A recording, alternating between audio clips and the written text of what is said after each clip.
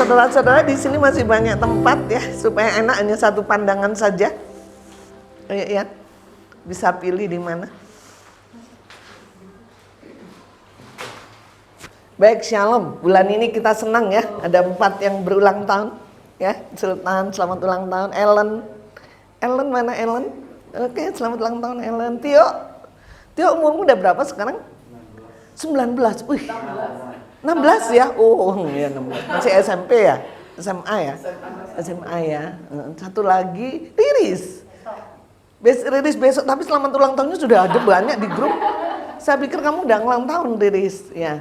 Baik, shalom ya. Bagaimana kabarnya? Luar biasa dahsyat. Amin. Saudara, hari-hari ini tuh saya sangat bergairah. Kenapa?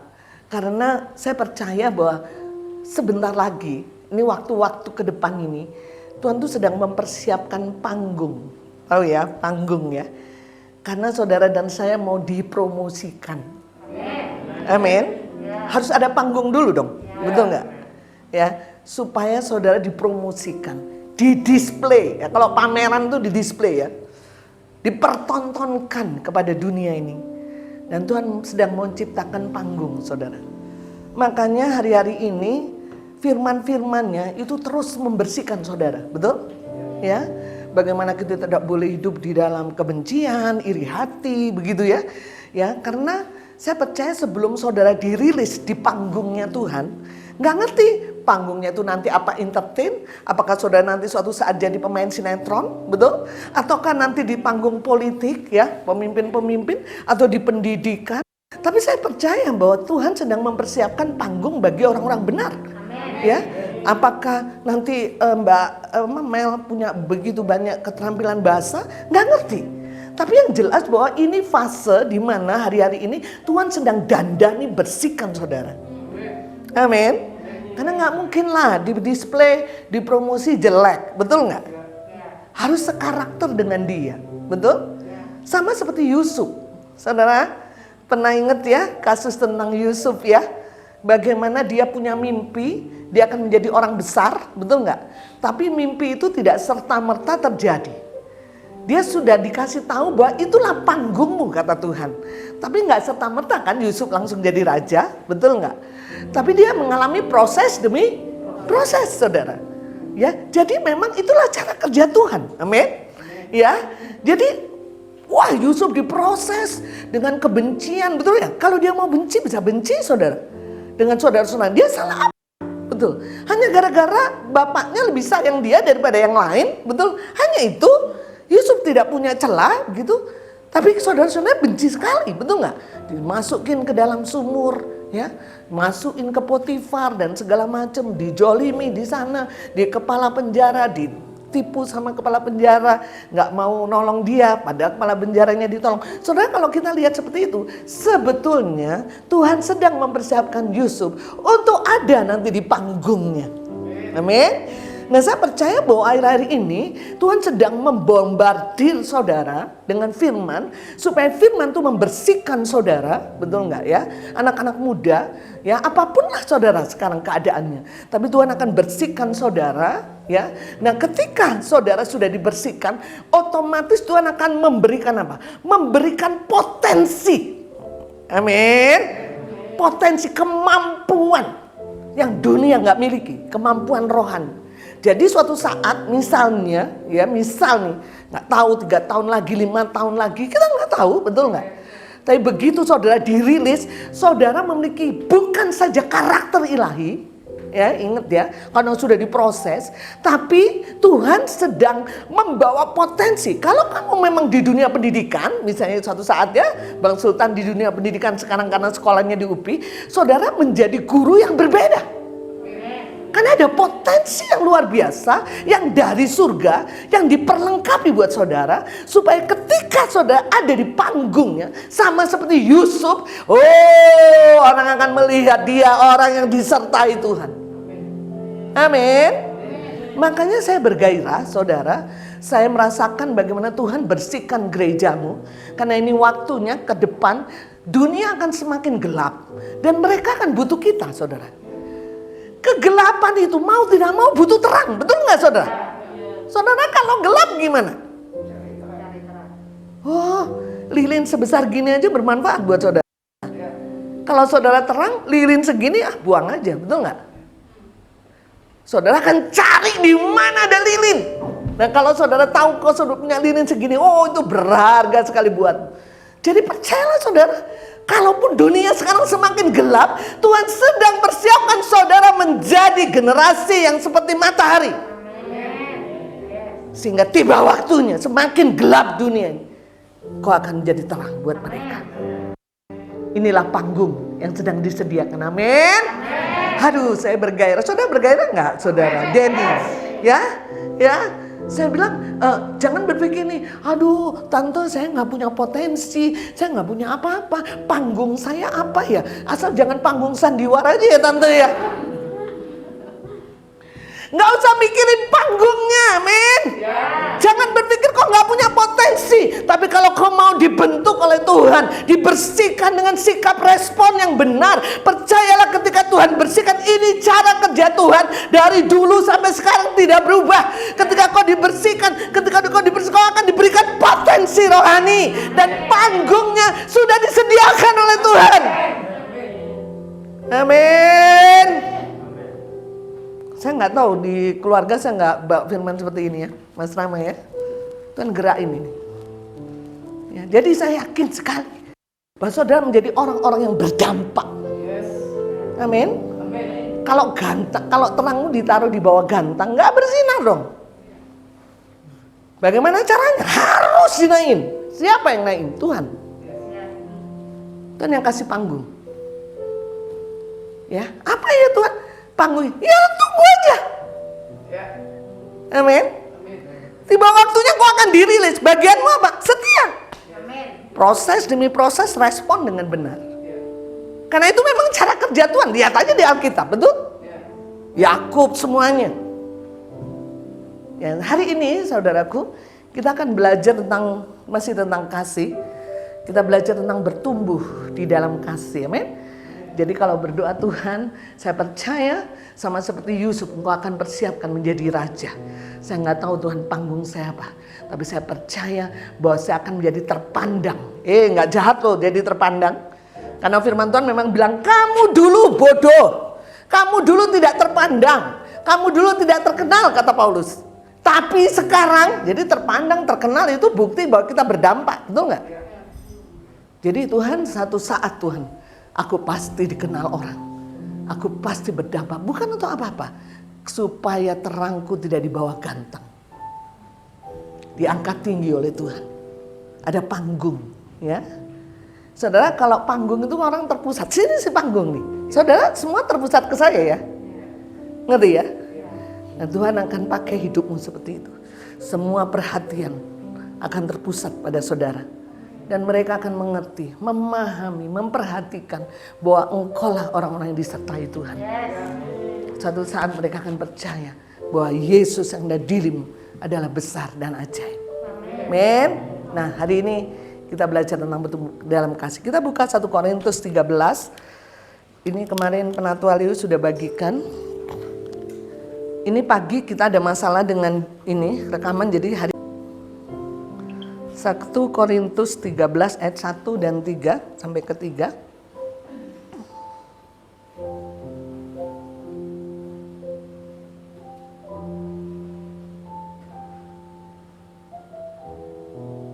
Satu Korintus 13 ayat yang pertama.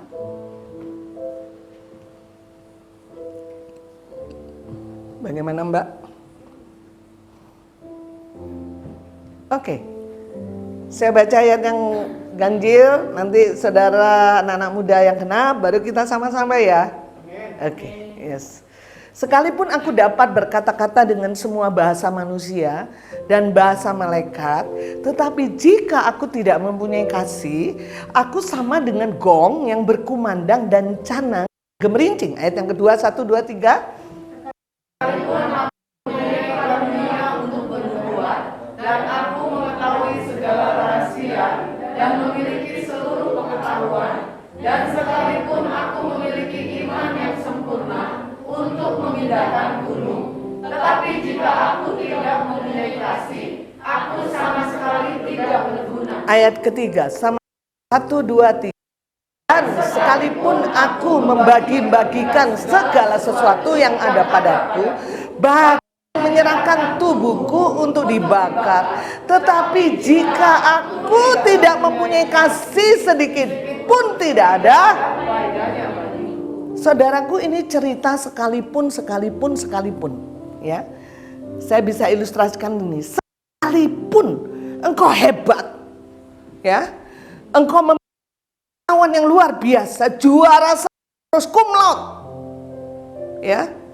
Tapi kalau kau nggak punya kasih, nggak ada faedah, nggak ada gunanya.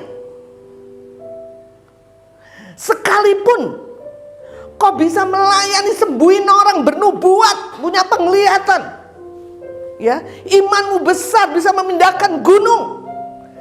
Tapi kalau kau nggak punya kasih, nggak ada manfaatnya. Ngerti? Nggak ada gunanya. Sekalipun kau menjadi anak yang patuh dengan orang tua, ingat itu, ya. Kau patuh dengan orang tua, disuruh ini, nurut, disuruh ini. Kalau hidupmu tidak karena kasih, nggak ada manfaatnya. Sekarang saya mau tanya sama saudara. Saudara mau nggak melakukan sesuatu kegiatan, aktivitas yang nggak ada gunanya? Desi mau nggak? Ngapain? Betul nggak? Nggak ada gunanya. Di ayat yang ini ya, sedikit pun tidak ada faedahnya bagi siapa? Bagiku, katanya. Tio, mau nggak kamu mengerjakan suatu aktivitas kegiatan yang nggak ada faedahnya bagimu? Nggak, ngapain? Betul nggak? Ngerti nggak? Saudara, saya rindu sekali saudara benar-benar diwahyukan ayat ini. Jadi saudara, apapun aktivitasmu, kau pergi ke sekolah, kau melakukan apa yang disuruhkan orang tuamu, kau melakukan firman, harus didasarkan oleh kasih. Amin. Kalau nggak ada kasih, nggak ada faedahnya buatmu, nggak ada gunanya, betul nggak? Ngapain? Jadi sebenarnya yang harus kita kejar adalah kasihnya, betul? Ngerti ya? Saya bilang tadi pagi, orang tua, bapak-bapak, kalaupun kau kerja keras, kau punya banyak duit pulang ke rumah, kau bisa kasih anakmu handphone yang paling mahal, bisa kasih anakmu pendidikan yang paling bagus. Tapi kalau kau nggak punya kasih, nggak ada faedahnya, nggak ada gunanya. Jadi saudaraku, makanya firman Tuhan, ada iman, ada pengharapan, ada kasih. Tetapi kasihlah yang paling besar. Kenapa? Karena kasih adalah landasan. Amin. Kasih adalah dasar engkau mengalami manfaat, engkau mengalami sesuatu. Amin. Kalau kau kuliah, kau sekolah, gak ada kasih, percuma. Betul gak? Ngerti ya? Ini dalam, saudara. Makanya saudaraku, Tuhan bilang, kejar kasih. Tinggal di dalam kasihku. Engkau gak bisa apa-apa di dunia ini kalau engkau gak tinggal dalam kasihku. Kenapa? Karena kasih itu mengalahkan segala sesuatu. Saya bilang sama bapak-bapak ya, sama ibu-ibu, sorry saya bilang sini, kau lihat anakmu salah, ya, kalaupun kau nasihati dari pagi sampai pagi, betul nggak saudara? Anakmu melakukan kesalahan, kau nasihatin dia, kau buat firman Tuhan, kau bacakan, tapi kalau hatimu nggak ada kasih, nggak berubah, betul nggak? Ngerti ya? Jadi memang kasih ini maha penting, saudara. Karena hanya kasih yang membuat segala sesuatu berguna, bermanfaat, ada faedahnya. Amin. Bagi siapa? Bagiku, betul nggak? Ngerti ya? Karena kasih bisa mengalahkan segala sesuatu, saudara. Saya bilang kalau kau punya kasih, kau nasihatin anakmu, gak usah dari pagi sampai pagi, sejam, kasih itu akan memerdekakan dia. Amin. Kalau kau punya konflik dengan orang tuamu, mungkin kamu disuruh sesuatu kamu gak berniat gitu ya, saudaraku. Kau nggak akan bisa menyelesaikan konflik itu dengan debat-debatan dan segala macam. Tapi kalau kau punya kasih, beres semuanya. Saudara, kasih itu penting. Amin. Kau anak muda, kasih itu penting. Kalau kau ibadah seperti ini, kau pede, kau apa, kalau nggak ada kasih, nggak ada faedahnya buatmu. Makanya itu hal itu nggak bisa dipaksa. Ya. Nah, saudaraku, Tuhan ingin kita fokus kepada kasih. Kenapa? Karena itu menjadi landasan semua aspek kehidupan kita, betul? Ya, kalau kita nggak punya kasih, habislah kita. Kita ditindas oleh dunia. Nah, harus tinggal dalam kasih. Nah, Tuhan ingin kita bertumbuh di dalam kasih. Kenapa? Karena, saudara, kita lihat 1 Korintus 13 ayat 11 sampai 12 masih di situ. Saya akan bacakan buat saudara ya. Atau kita baca sama-sama ayat yang ke-11. Ayat ke-11 aja ya. Ayo kita baca. 1, 2, 3. Ketika aku kanak-kanak, aku berkata-kata seperti kanak-kanak. Aku merasa seperti kanak-kanak. Aku berpikir seperti kanak-kanak. Sekarang sesudah aku menjadi dewasa, aku meninggalkan sifat kanak-kanak. Saudara, di dalam kasih, saudara tidak bisa ujuk-ujuk memiliki kasih yang sempurna seperti Bapa, betul? Tapi saudara harus bertumbuh. Ya. Bertumbuh itu menurut bahasa Indonesianya, saudaraku, itu menjadi besar dan menjadi sempurna. Ya. Jadi saudaraku, bertumbuh itu artinya gini. Dulu kita jadi anak TK, betul nggak? Kecil, terus naik menjadi SD, betul nggak? Terus SMP, terus SMA. Nah, kalau saya sudah SMA, tapi saya masih berkata-kata seperti kanak-kanak, kalau saya berpikir seperti kanak-kanak, kalau saya punya perasaan seperti kanak-kanak, itu namanya tidak bertumbuh. Ngerti ya? Ngerti ya? Ya. Jadi bertumbuh itu bicara tentang perubahan. Tidak lagi menjadi anak-anak. Ya, bertumbuh itu bicara tentang pola pikir, saudara. Ya. Kenapa? Karena pada waktu kita terima Yesus, kita lahir baru, saudara, pola pikir kita ini memang roh kita disucikan. Tuhan hadir, Tuhan bersemayam dalam hidup kita. Karena kita sudah menjadi tempat bait Allahnya. Tetapi pola pikir kita, saudaraku, itu jujur kita harus sadar, itu masih dipengaruhi dengan pola yang lama. Yang dibentuk oleh dunia. Ya. Yang berpikir bahwa, waduh, kalau kita mengasihi, kan ada batasnya. Kalau mengasihi nggak ada batas, udah kalau gini pukul aja, kan kita udah nggak bisa. Kita sudah diajar, kalau jadi orang, apalagi kamu laki-laki, jangan mau kalah, betul. Saudara, kadang-kadang kita dibentuk ini pola kita ini, pola pikir kita itu dibentuk oleh pola asuh, oleh orang tua kita ya. Kamu laki-laki, kalau kamu dipukul, pukul lagi, betul nggak? Ya kan? Ngapain kamu kalah? Laki-laki nggak boleh ngalah. Betul nggak, saudara? Ya. Ya. Nanti yang perempuan juga begitu. Ya. Kalau kamu disakiti, sakitin lagi aja. Ya. Suatu saat kalau kamu menikah, jangan mau tunduk sama suami. Kalau tunduk sama suami, oh dia melunjak gitu. Saudara, tanpa disadari, pola pikir kita udah terkamili dengan pola yang lama. Betul nggak? Betul?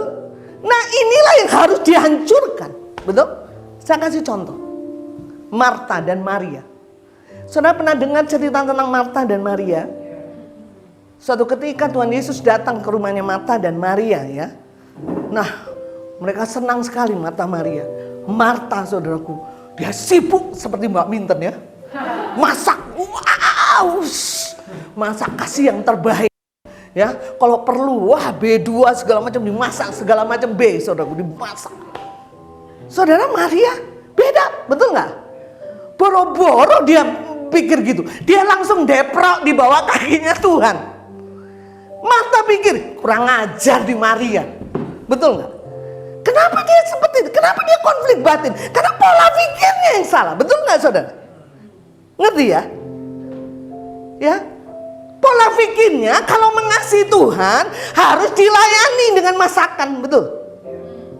Harus sibuk. Nah, ketika dia tidak lihat Maria seperti dia, mulai dia hakim. Betul nggak? Ada banyak orang konflik bukan karena apa? Karena pola pikir yang salah. Ngerti ya? Gak ada kasih. Sehingga dia bilang, Maria, kok kamu begitu sih? Enak saja ya kamu deprok di situ. Lihat nih, saya sibuk nih. Oh, kurang ajar itu dia. Maria, saudaraku, nggak ngomong nggak apa. Karena pola pikir Maria benar. Ngerti ya? Mengasihi Tuhan itu harus dengerin perkataannya. Ngerti ya, saudara? Sehingga Yesus harus jadi wasit. Waduh, langsung ngomong ke Yesus. Maria nggak respon dengan benar, saudaraku. Marta ngamuk. Biasanya orang yang pola pikirnya nggak benar tuh begitu. Menuntut orang, betul nggak? Kekacauan terjadi, memprovokasi. Karena ini yang benar nih pola pikirku. Sampai Yesus harus jadi wasit, betul? Dia bilang, Marta, Marta. Soalnya dari cara Yesus ngomong aja udah tahu. Kenapa kamu disibukkan? Ngerti? Jadi saudaraku, masalah kita yang terbesar adalah pola pikir. Ngerti? Ya. Kadang-kadang kita masih berpikir, jangan kumpul sama orang Batak lah. Kenapa? Karena ada trauma. Betul nggak? Di keluarga besar ada trauma. Sehingga ibu kita, udah kalau berteman sama orang Jawa saja. Ya, jangan sama orang Batak. Ya, apalagi kalau dapat teman hidup, jangan sama orang Batak. Saudara, tanpa kita sadari, saudara, pola pikir itu nempel. Sehingga begitu kita lihat orang Batak, dia sih, langsung. Memang sih senyum, saudara. Memang senyum. Nggak apa-apa, tapi begitu bener kan? Bener kan kata orang tua saya? Ngerti nggak? Tunggu waktunya, saudara.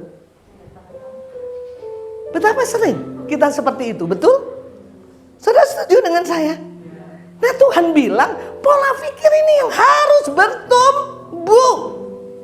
Harus dibukakan satu demi satu. Ini salah. Lewat apa? Nggak ada lain kecuali lewat pekerjaan firman dan roh.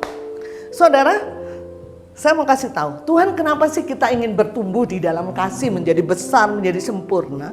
Karena Tuhan ingin saudara itu memiliki kasih yang sempurna seperti dia. Kasih yang sempurna itu yang bagaimana sih? Kasih yang sempurna itu Tuhan bilang kasihnya itu gak pernah berubah. Betul gak? Dia stabil kasihnya. Dia kekal. Nubuat bisa berlalu, iman bisa ini ya, lenyap dan segala macam. Tapi kasih tidak pernah lenyap katanya ya. Jadi kasih yang dimiliki Bapa, yang dimiliki Yesus itu kasihnya sempurna. Artinya begini, lihat Ica nyakitin saya, misalnya kasih yang sempurna, saya tetap mengasihi dia. Kasihnya itu nggak up down. Nah, kita seringkali kasihnya masih seperti itu, ngerti? Begitu Mel baik sama saya, luar biasa baiknya. Oh, saya akan mengasihi dia habis-habisan. Kalau bisa dia ngomong, Mbak aku lapar. Oh, makanan saya akan kirim, lebih baik saya nggak makan. Betul nggak saudara? Kita harus akui kita masih punya kasih yang seperti itu. Kasih yang up down, dikendalikan oleh perasaan, dikendalikan oleh logika. Betul nggak saudara? Tapi begitu suatu saat dia menyakiti saya, hati saya terluka, saudaraku. Boro-boro kebaikan dia nggak ada itu, lenyap itu. Yang ada apa? Kejelekan dia. Saya nggak pernah bisa mengasihi dia lagi. Kasih saya tidak sama yang sebelumnya, betul? Jadi kita harus jujur, saudaraku. Kasih kita itu masih ditentukan oleh keadaan, betul? Kasih kita tuh masih ditentukan oleh situasi. situasi. Kalau orang tua saya, apapun yang saya minta diturutin, oh saya bisa mengasihi dia. Betul nggak? Tapi kali-kali satu saat saya nggak dituruti, oh saya bisa berontak kepada dia. Ngerti ya? Nah, kasih yang seperti ini nih, kasih yang tidak pernah bisa memerdekakan banyak orang dan dirimu. Ngerti ya? Tuhan ingin kau memiliki kasih yang stabil. Seperti Bapa, kasih yang sempurna. Sehingga kau tidak peduli keadaannya apa, situasinya apa, kau ingin dengan siapapun, engkau tetap mengasihi dia.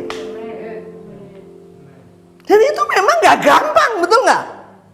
Tapi itulah yang Tuhan mau. Kenapa? Karena dunia seperti membutuhkan kasih seperti itu. Tuhan Yesus, saudaraku, saya sampai pernah bilang ya, Tuhan Yesus itu kan punya 12 murid ya. Muridnya kan kacau-kacau, betul nggak? Kalau Tuhan Yesus menjadi pembimbing, saudaraku lihat Petrus kesel banget, ngejago banget. Ya, udah aku yang mati duluan, aku yang belain. Begitu kabur dia. Ya kan? Yudas apalagi jual dia. Saudara, kalau saya jadi Yesus, dikasih waktu sama Bapa di surga untuk menampakkan diri 40 hari. Kan setelah dia mati di kayu salib, terus dia menampakkan diri kan. Kalau saya, saudaraku, saya akan datangi Petrus pertama-tama. Betul nggak? Petrus, kamu kurang ajar banget ya. Betul nggak, saudara? Kurang ajar banget kamu. Enak aja kau ngejago, bela-belain aku disalib, kamu pergi. Saya akan datangi Yudas, betul nggak? Tapi kan Bapak nggak seperti itu, betul nggak? Yesus nggak seperti itu. Dia menampakkan diri yang dibilang makan di pinggir laut, makan ikan dan segala macam. Nggak menyimpan kesalahan sedikit pun orang lain, betul nggak? Kalau kita kejadian 2 tahun disimpan, saudara. Tunggu waktunya. Kasih kan tidak menyimpan kesalahan orang lain. Ya. Tidak melihat. Melihat aja nggak boleh, apalagi nyimpen. Bang Leo kemarin bagikan panjang lebar. Saudara. Kita nggak bisa, betul nggak? Tapi Tuhan tuntutannya, kau punya standar seperti itu anakku, bisa. Tinggal kau harus berubah pola pikir. Ngerti? Oke lah, kalau kamu masih bayi, lahir baru, oke. Tapi kau harus bertumbuh. Jadi kalau dulu kamu sering sakit hati, kalau sudah bertumbuh sampai 10 tahun ikut Tuhan masih tetap sakit hati, namanya bukan bertumbuh. Ngerti ya? Ya. Kalau kamu masih iri, ya, saudara, jangan heran loh. Banyak anak-anak Tuhan, ya, tidak bisa melihat kesuksesan orang lain. Gak bisa menghargai pekerjaan roh di temannya. Jadi begitu saudaraku, temennya, ya, misalnya Kak Sultan bagikan, puji Tuhan, saya cum laude, saya begini, saya begono. Langsung di sininya, cum laude, kemarin dia begitu. Selalu ada yang negatif. Namanya kalau orang punya pikiran negatif itu ada aja. Seperti katanya Tuhan Yesus berjalan di atas air, ya kan? Kalau orang positif, dia akan bilang, amazing, Tuhan Yesus berjalan di atas. Kalau orang punya negatif, emangnya Tuhan Yesus nggak bisa renang? Tuh, ada aja saudara. Benar nggak? Ya, kenapa? Karena dia nggak bisa menghargai pekerjaan roh di temennya. Kenapa? Karena tidak ada kasih, itu aja. Kenapa? Karena pola pikirnya. Seperti Marta, betul nggak? Pola pikirnya belum diruntuhkan dan menjadi seperti Kristus. Amin. Makanya Tuhan ingin saudara bertumbuh step by step. Sama seperti Yusuf bertumbuh di dalam kasih. Naik ke satu level. Oh, disakitin orang, sudah bisa. Naik lagi dijolimi, betul nggak? Jadi apa yang dialami Tuhan Yesus itu pasti kau alami. Betul nggak? Ya, karena Yesus merasakan apa yang kau alami. Ya kan? Kenapa? Supaya kau bertumbuh di dalam kasih, ya kan? Sehingga ketika kau dijolimin orang, saya dulu pernah dijolimi, saya gampang aja mengampuni dan segala macam. Ya. Jadi pentingnya kita bertumbuh di dalam kasih. Karena kasih itu adalah landasan dasar. Karena kalau kau nggak punya kasih, nggak ada gunanya. Betul nggak? Dan kita setuju semua sepakat nggak mau melakukan sesuatu yang nggak ada gunanya buat hidup saya. Ngapain gitu ya. Nah, bagaimana caranya kita bertumbuh? Kita lihat 2 Petrus 1. Bisa dibukain. Saudara masih antusias? Amin. 2 Petrus 1 ayat 3 dan 4. Saya akan bacakan. Karena kuasa ilahinya telah menganugerahkan kepada kita segala sesuatu yang berguna untuk hidup soleh. Saudara bisa hidup soleh? Bisa, kata firman ini. Betul nggak? Ngerti ya? Dia bilang karena siapa? Bukan karena usaha saudara, bukan karena kekuatan saudara. Karena kuasa ilahinya. Amin. Telah menganugerahkan kepada kita segala sesuatu yang berguna untuk hidup yang saleh. Artinya bahwa saya pasti bisa bertumbuh di dalam kasih dan memiliki kasih sempurna. Betul nggak? Ngerti nggak saudara ini? Karena Tuhan jamin dengan firman-Nya bahwa Dia akan buat segala sesuatu ya yang berguna untuk saya bisa hidup di dalam kasih yang sempurna, untuk hidup yang saleh. Oleh apa? Oleh pengenalan akan Dia. Pengenalan akan Dia bicara pola pikir. Ngerti nggak? Saudara nangkap? Ya. Ya. Jadi oleh pengenalan akan Dia. Jadi saya bisa hidup soleh. Tuhan anugerahkan supaya kita lebih mengenal Dia. Saya jadi hidup soleh. Ya, yang telah memanggil kita oleh kuasanya yang mulia dan ajaib. Ayat keempat. Dengan jalan apa Tuhan menganugerahkan? Kita baca sama-sama. 1, 2, 3. Dengan jalan itu, Ia telah menganugerahkan kepada kita janji-janji yang berharga dan yang sangat besar, supaya olehnya kamu boleh mengambil bagian dalam kodrat ilahi dan luput dari hawa nafsu duniawi yang membinasakan dunia. Dengan jalan apa? Aku akan menganugerahkan segala sesuatu itu. Saudara, dikatakan menganugerahkan janji-janji yang berharga dan sangat besar. Artinya, kau bisa anakku hidup soleh, kau bisa memiliki kasih yang sempurna dengan jalan aku akan berikan firman ya, yang berharga dan yang sangat besar. Kenapa? Karena pola pikir ini hanya bisa diubah oleh firman. Amin. Makanya Tuhan anugerahkan. Tentunya firman yang dianugerahkan kepada Desi beda. Kenapa? Karena pola pikir Desi nggak sama dengan pola pikir Esther. Tapi percayalah bahwa firman yang dikirim ke Desi itu membuat dia mengenal Allah dan dia diperbarui dengan pola pikir Kristus sehingga dia memiliki sudut pandang Kristus, memiliki kasih Kristus. Ngerti ya?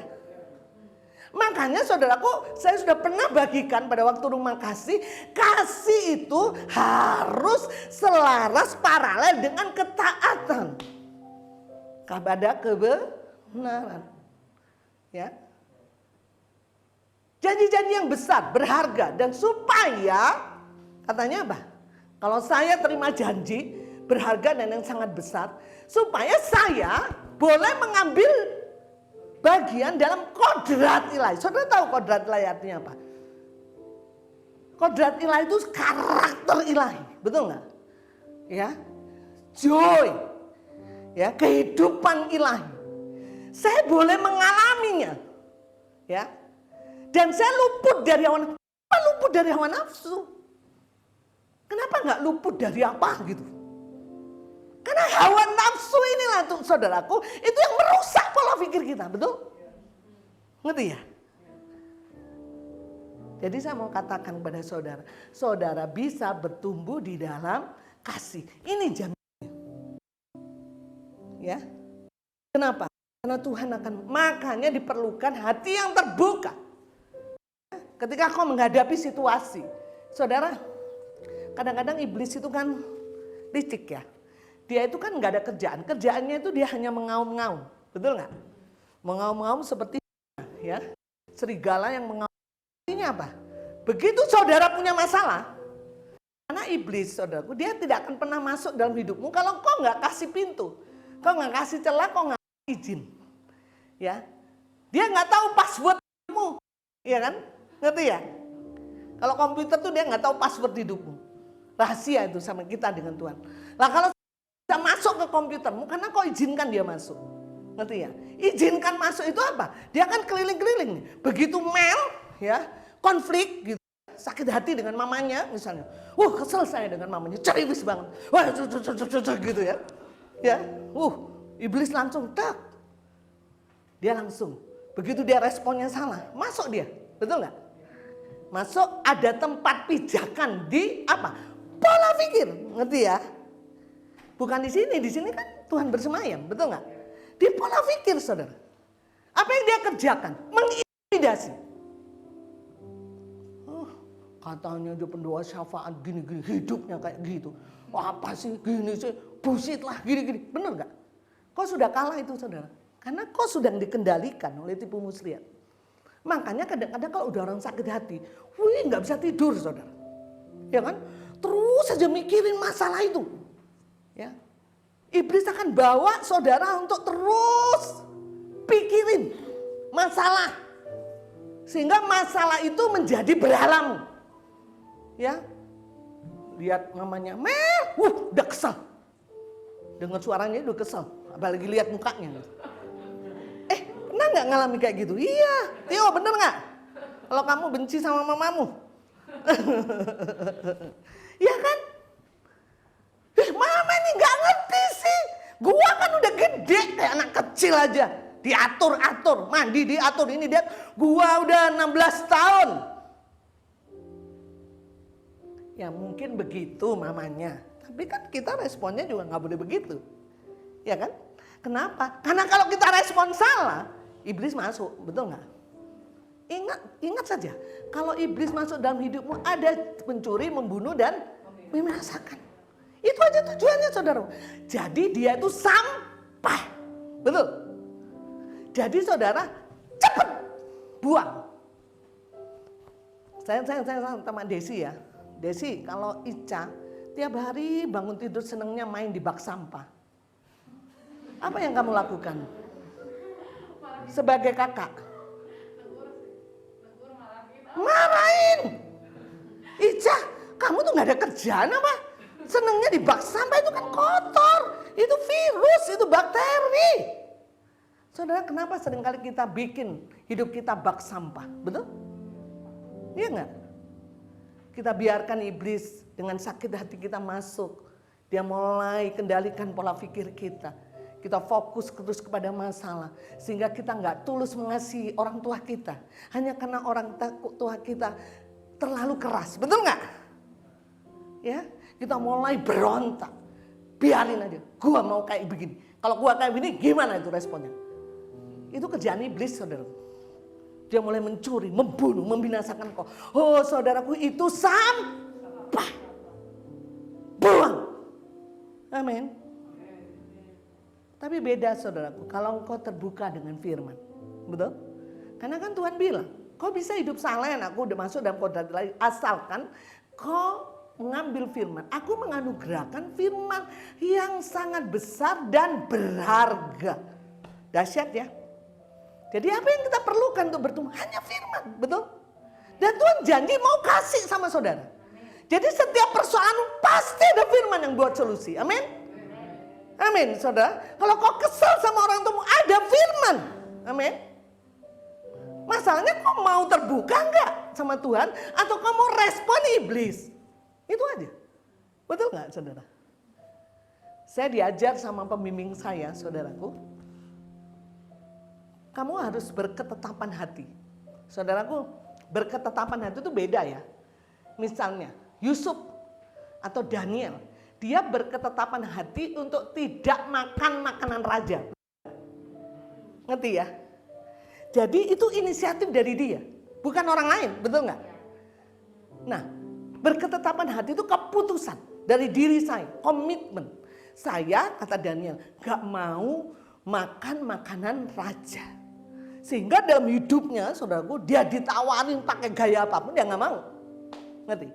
Nah, pembimbing saya ajarin, kok harus berketetapan hati. Kita lihat Mazmur 91 ayat 14 ya. Mazmur 91 ayat 14. Sama 1, 2, 3. Sungguh hatinya melekat kepadaku, maka aku akan meluputkannya.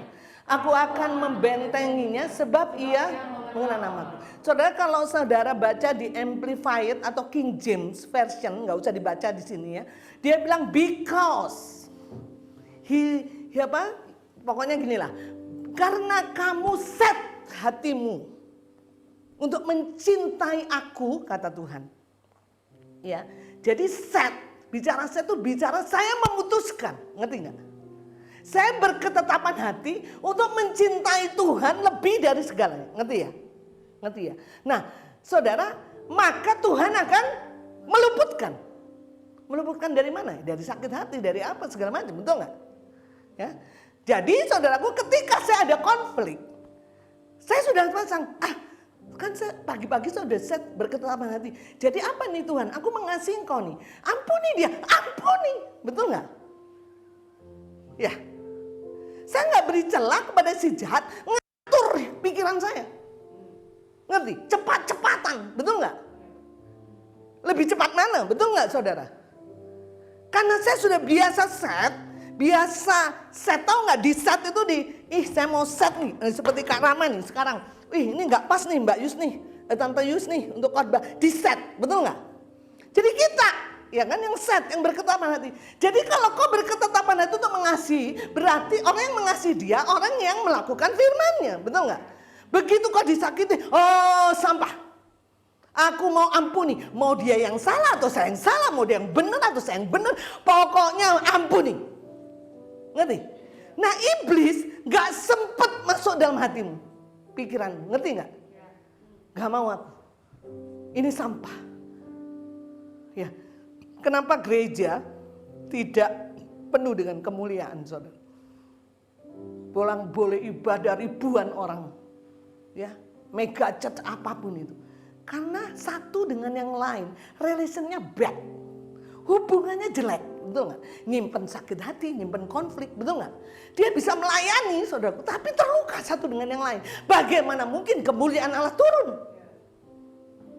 Makanya di Mazmur 133 dikatakan orang yang rukun bersama Tuhan akan mencurahkan berkatnya di sana. Saudara bicara rukun bukan botram. GKK di Lembang rukun ya, setiap ibadah botram, makan bersama. Rukun bersama bukan bicara hanya botram saudara, tapi hati, amin. Hatimu gak punya ganjalan satu dengan yang lain. Di sanalah Tuhan akan mencurahkan berkat. Pengurapan akan datang dari janggut ke jubah Harun, ya. Ngerti ya? Percayalah saudaraku, kalau engkau dengan adik-adikmu, saudara kandungmu rukun, dengan orang tuamu rukun, kau gak akan kelaparan. Ngerti? Ya. Selalu ada berkat, selalu ada. Itu firman-Nya kok yang jamin. Tapi begitu ada konflik, gak jamin tuh firman-Nya terjadi. Amin. Jadi memang diperlukan kita punya ketetapan hati. Amin. Yes. Karena kita cepat-cepatan dengan iblis, betul nggak? Ya. Waduh, saudara, kalau saya di kantor, ya ampun, itu Mbak Santi tahu.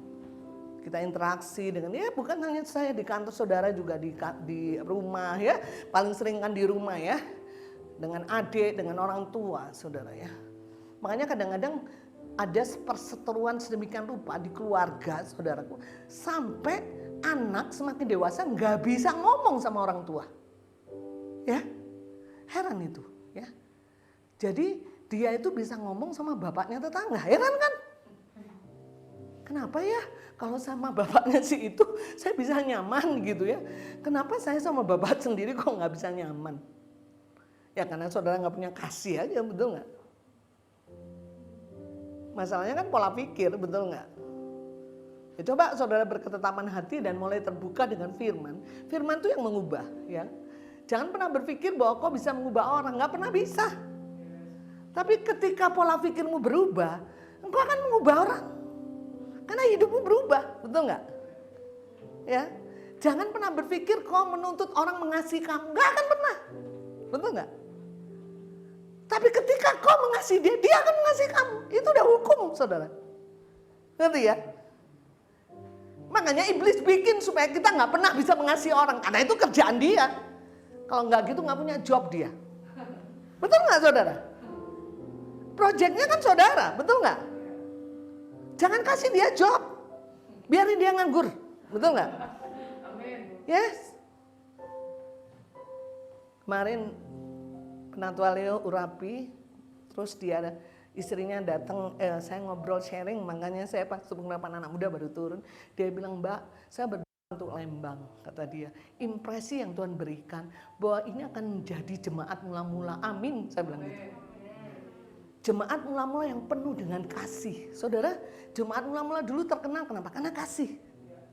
Ya, dia mengutamakan satu dengan yang lain, dia tidak mementingkan diri sendiri, hartaku, hartamu gitu ya. Wih, itu benar-benar penyerahan hak yang luar biasa, saudara. Dan katanya akan seperti jemaat mula-mula, akan jadi model, contoh, dan akan spreading, akan menyebar di mana-mana. Amin. Yes, saya bilang gitu.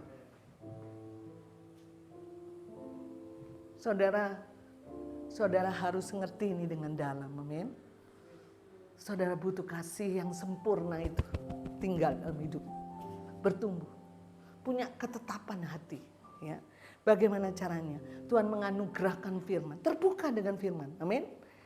Ya, ketika firman datang, lakukan ketaatan, karena pola pikir kita berubah ketika kita taat firman, amin.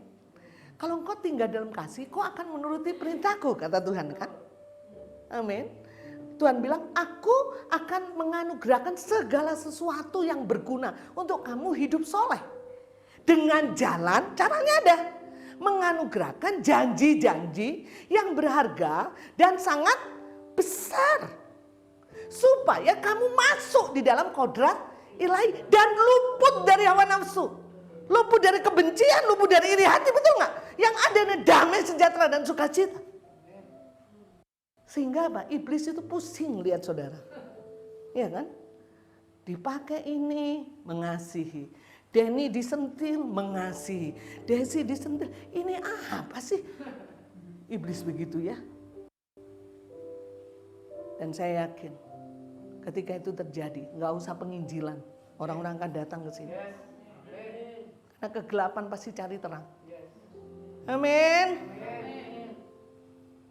Saudara, banyak anak Tuhan yang bilang begini, saya kan orang M ini ya, saya diinjili, kakak itu mengasihi saya. Begitu saya jadi anak Tuhan, dicuekin. Banyak gitu, yang penting lahir baru kan, dia bisa bagi berkat segala macam. Makanya Tuhan ingin kau memiliki kasih yang stabil, betul nggak? Kasih yang sempurna, yang tidak terpengaruh oleh keadaan, amin. Situasi, amin. Kalaupun dia membenci, suatu ketika saudaraku, saya punya sekretaris dulu ya, terus akhirnya dia diterima di PNS. Suatu ketika saudaraku, dia memang rada sakit atau apa. Suatu ketika karena dia ada 4 pejabat di bawah saya, salah satu pejabat Kasubag Keuangan, dia program, saudaraku, tiba-tiba dia datang ke ruangan saya karena dia sebenarnya pinter, hebat gitu ya. Nah, terus dia tuh tiba-tiba nangis. Saya bingung ya. Kenapa kamu? Saya bilang gitu. Saya nggak ngerti ada apa. Serasa saya nggak salah gitu kan. Kebayang saudaraku kalau begitu pasti lukanya dalam sekali. Terus dia ngomong gini, ibu lebih mengasihi Ridwan daripada saya. Oh, dia rupanya krisis pengakuan begitu ya. Terus udah, saya nggak pernah kepikir. Wah, terus udah gitu saya peluk dia. Kan? Saya peluk dia nangis. Saya bilang, hei, kamu tuh pintar, kamu hebat, ibu sayang sama kamu. Gak ada anak emas di bawah ibu. Kalau saya deket sama Ridwan, karena dia masih baru. Dan dia itu dari seksi pemasaran, belum tahu tentang segala macam keuangan. Aku harus dampingi dia. Gak ada, aku membeda-bedakan. Saudara, orang dunia bisa loh, ngerti ya? Itulah keadaan dunia, ya. Cepat terluka. Nah kalau kita cepat terluka sama dengan orang dunia. Saya baru ngerti. rupanya dia memperhatikan saya lebih sering mendampingi saudara ini daripada dia gitu. Saya merasa lebih mengasihi dia. Nah, suatu saat saudaraku rupanya luka dia belum selesai. Ada permintaan dia kepada saya yang saya harus langgar aturan. Saya nggak bisa gitu kan. Bencilah dia saudara. Benci, dia kirim karena dia suka saya bawa rapat ke seluruh Indonesia, pejabat-pejabat di Indonesia kan kenal dia, karena anak buah saya. Dia kirim saudaraku email lah kayak gitulah, dia jelek-jelekin saya, Bu Yus itu begini begono-begono, semua pada telepon ke saya kan. Saudara, kalau saudara jadi saya apa? Pengen jelasin ya, dia tuh begini begono gitu. Saya bilang, oh iya itu mungkin salah paham saja, nggak apa-apa kok, nggak ada masalah. Capek kan saudara, kayaknya pengen bikin rekaman gitu kan sebentar telepon ini kenapa sih gitu. Karena dia saking keselnya gitu, kirim gitu. Waduh saudara, itu benar-benar itu ekspresif. Jadi kalau kan saya kadang ketemu di jalan gitu, saya ya karena saya mungkin sudah belas kasihan sudah turun, saya nggak terpengaruh kan. Biasanya kalau kayak gitu dia buang muka, saya buang muka, padahal muka cuma satu ya. Buang muka, saya buang muka lagi kan begitu. Tapi enggak saudaraku, saya begitu dia datang, saya datengin dia, saya peluk dia. Ya, teman-teman yang lain sudah ngomong, ngapain sih Bu Yus ini? Biarin aja. Teman-teman pada nggak suka gitu. Karena perlakuan dia kepada saya nggak jelas gini. Kenapa Ibu? Gitu, biarin aja Ibu. Dia ngerendahin Ibu dan segala macam. Ya saudara, disitulah sebenarnya teruji. Engkau luput dari hawa nafsu dunia. Tadi kan dibilang ya, kau mengambil bagian dalam kodrat ilahi sehingga kau luput dari hawa nafsu dunia. Saudara, kalau nggak ada kayak gitu, nggak mungkin loh kita ketarik hawa. Kalau nggak ada masalah ya nggak ada hawa nafsu apa gitu ya. Tapi begitu ada masalah di trigger, saya luput atau tidak hawa nafsu tergantung responmu kan, betul nggak? Kau bertumbuh nggak dalam kasih kan begitu? Ya, saya bersyukur saudara. Kenapa? Karena saya berketetapan hati. Kalaupun orang membenci saya tetap mengasihi dia. Ngerti ya? Biarin aja, mau saya yang salah, mau apa yang salah, pokoknya saya mengasihi dia. Karena bagi saya, kalau saya buka celah, sampah masuk dalam hidup saya. Ngapain? Gak ada faedahnya, betul nggak? Gak ada gunanya, hanya kasih yang berfaedah buat kita, betul nggak? Saudara bisa nangkap? Amin. Dan saya rindu saudara seperti itu, amin. Ya. Satu lagi ayat boleh? Ya, terakhir. 1 Petrus 1 ayat 22.